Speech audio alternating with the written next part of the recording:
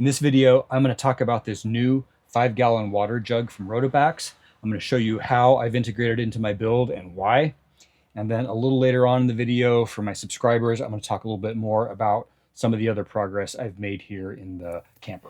Due to an error on my part, some scenes in this video will have a soft, slightly out of focus appearance. My apologies.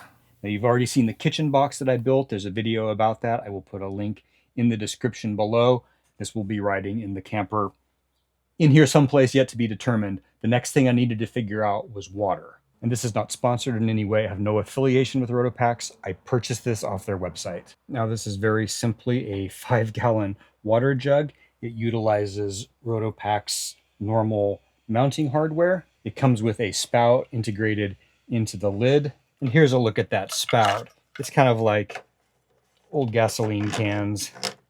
And the jug is formed with sort of a handle at the base to make it easy to pick up and pour. I did spill a little there. It's got sort of a venting system so the water doesn't glug out. Not bad. Now, Rotopax offers these in a number of cool tactical colors like tan and black and I don't know what else. Maybe there's a green, I'm not sure. I got white because you can actually see what the level of the water is. I love that. The moment I saw this thing, I knew that this was the solution I had been looking for. Previously, I was carrying my water in a jug that I had built a space into in my previous kitchen. That was simply a gravity-fed system, and it worked reasonably well. Because I had that water jug sitting up so high, because I wanted to be able to access it through my cargo door here, that required the construction of a fairly hefty skeleton for the cabinet that I had here to support the weight of that water jug. One of my goals for my water supply with the new build was to have the water down back on the floor of the truck so it wouldn't have to be supported in an elevated position. The other goals I had for it were for it to be secured, not just floating around back here. It needed to be able to be secured in some way, just like everything else when I'm going down a bumpy trail. I need everything to be solidly pinned down. And like the rest of the new build that I'm putting together here, I wanted it to be removable. Now, back when I was running the Lear topper, I had an RV style water tank that I had installed sort of tucked up in an unusable space underneath the bed. And I ran that with a gravity system also. And I still actually have that water tank floating around here in the garage. And I was thinking maybe that I would reuse it, but the problem that posed is that it really needs to be built in somehow. So making it removable was going to be sort of a complicated affair. For months, I'd been trying to figure out what my solution was going to be. And I had been vaguely visualizing, some sort of a plastic jerry can that I would construct some sort of a holder for. But even then, that was going to have to be mounted in. I was really not happy with any of the potential solutions that I was seeing until I ran across this. The beauty of this is that it's very simple to put that mounting hardware in there. And when this comes out, the mounting hardware can stay, but it takes up no space. It moves me towards my goal of being able to remove the bulk of my camping stuff out of the back of the truck and use this space for other purposes. Now, my intention for months actually was whatever water storage I end up with, I was planning to get the Dometic water pump. It's a nice little pump. It's got a magnetic base. You can stick it anywhere. It seemed to work really well. It's a little pricey, but it solved a number of problems for me. Before I had an opportunity to actually make that purchase, I received this is a basic little USB rechargeable water pump, also similar to the Dometic. And IceCo actually sent this to me, and I don't know if they even sell these on their website. This was just a little gift that they sent to some of their partners. Basically, this just pops open like that. Since I had this in hand, I decided to go ahead and see if I could make this work.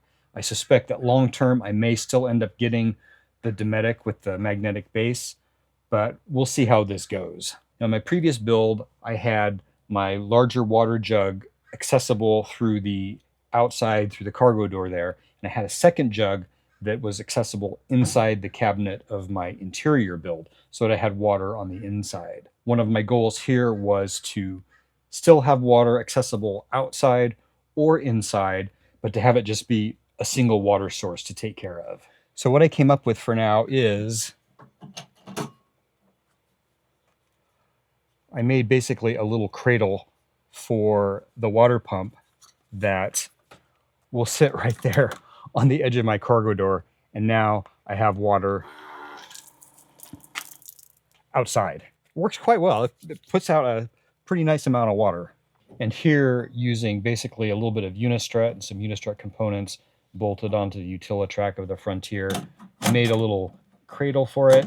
You can just ride right there. So now I've got water inside as well. And this is basically some pieces of angle aluminum that I've riveted together, and a piece of this galvanized drywall edging. This was left over from the gutter that I tried to make for the back of the camper that ultimately did not work. And I don't know, this is a little flimsy. We'll see how well this lasts. The backside of a couple of rivets stick out here, and I actually made little sort of receiver holes for them on the front edge of this that they lock into. That keeps it from being able to slide side to side when I'm going down the road. Now the problem would be that this would want to flop when it was bouncing. I think it would eventually work its way off. So for traveling down the road, I made this little foam thing that will just sit right there. That prevents it from being able to flop off of there, I'm pretty sure. And this is not yet trail tested. I literally just put this together yesterday. We'll see how this goes on the trail. Like I said before, I think there's a good chance that I would eventually get the Dometic with the magnetic base. I think that would be easier to use in a number of ways, but we'll see how this goes. You can get these little USB rechargeable pumps like this for very, very reasonable on Amazon. Now for the water supply, I've just run the tube of the pump right down the middle of the spout that fits down into the tank. Normally there's a cap that would fit right over here. Instead, I just ran that tube right down the spout. I don't know if you can see down in there. I'll probably come up with some sort of a membrane or something to sort of seal that up so, dust can't fall down in there. But like this, I mean, I could have this completely full and drive down the road and no water would be able to splash out of here, I don't think, because that spout is going down in there. At least not a lot of water. I feel like this moves water fast enough, but not too fast.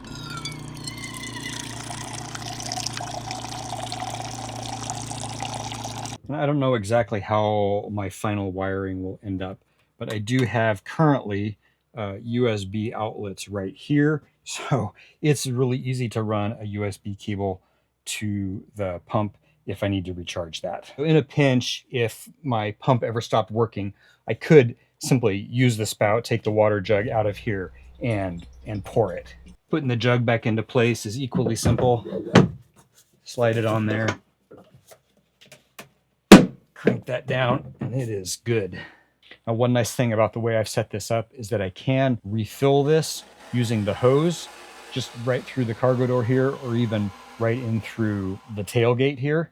And that means I don't have to remove this and bring this in the house, fumble with it at the kitchen sink or in the bathtub or whatever to fill it and lug it back out here.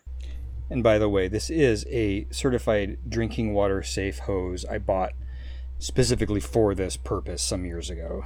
So I think this will largely stay in the truck most of the time, except for when I actually need to use the space for something else. And then it is also a very simple matter to remove it when I need to.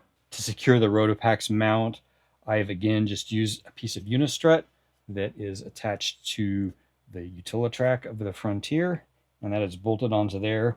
I made that so it fit snugly right up in there, so the weight is supported sort of downward, and that's very, very secure. I'm not concerned about that in the least. My water is definitely more secure here than it was in the previous build.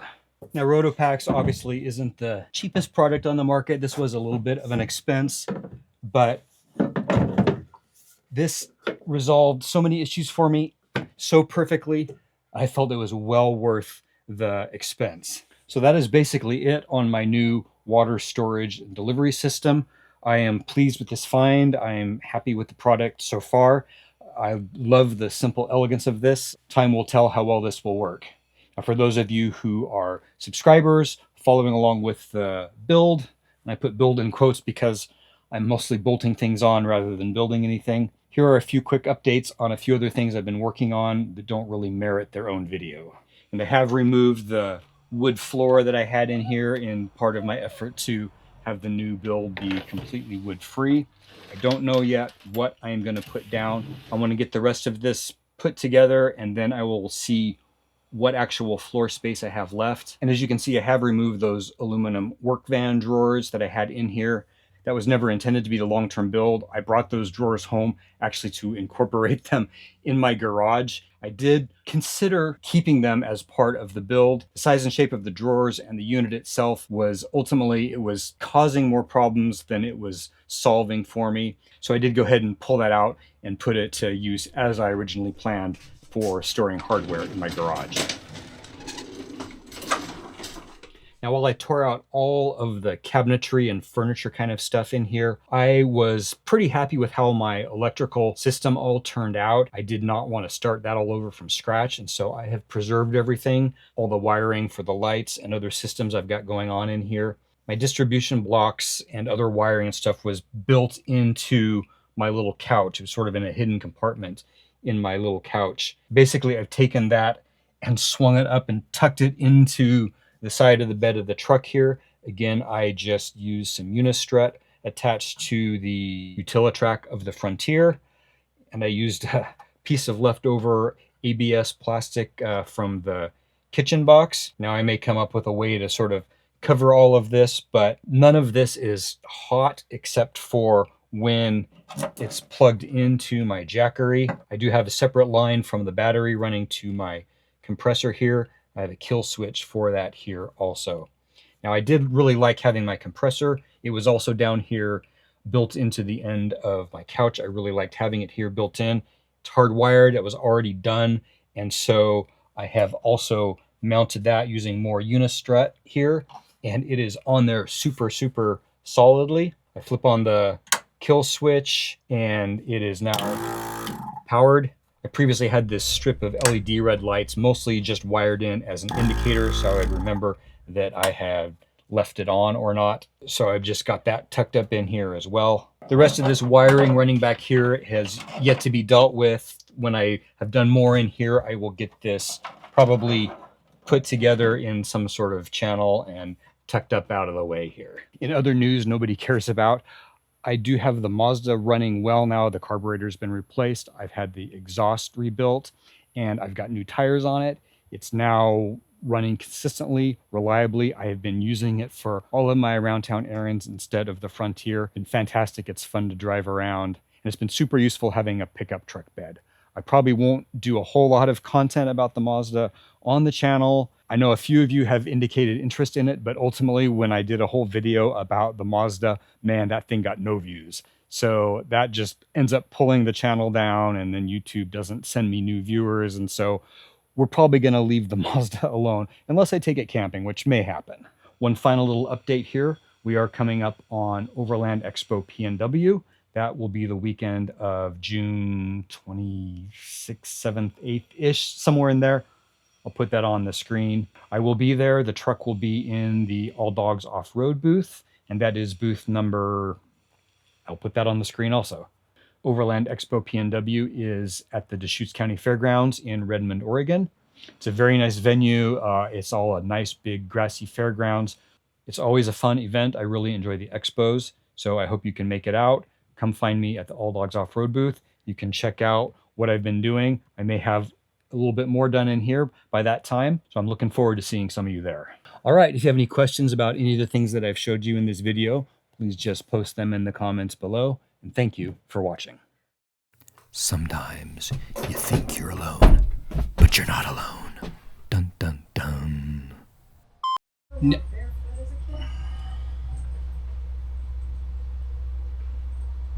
Not very much.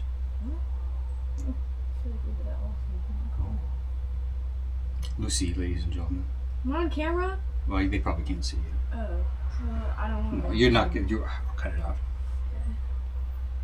Bye-bye. Oh, I don't look at it. Say that again.